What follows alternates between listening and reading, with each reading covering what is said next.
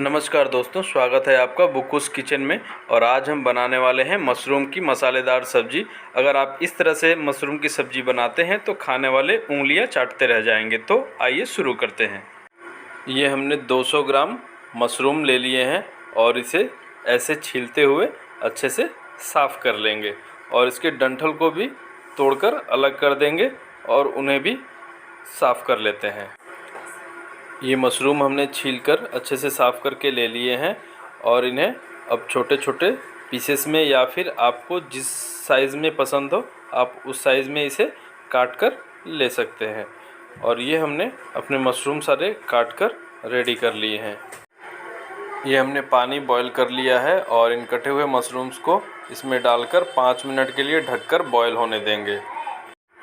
ये mushrooms boil हो चुके हैं और इन्हें छानकर हम प्लेट में निकाल लेते हैं। इसमें थोड़ा सा हल्दी पाउडर, थोड़ा सा नमक और थोड़ी सी लाल मिर्च अच्छे से मिक्स कर लेते हैं। थोड़ा सा देसी घी लेंगे, इसमें मशरूम को फ्राई करेंगे, इससे मशरूम का टेस्ट बहुत बढ़ जाता है। इसी कढ़ाई में 1.5 चम्मच सरसों का तेल लेंगे। इसमें खड़े गरम मसाले, दालचीनी, लौंग, इलायची, काली मिर्च, तेज़पत्ता, जीरा लेंगे। एक बारीक कटी हुई प्याज, इसे गोल्डन ब्राउन होने तक फ्राई कर लेंगे।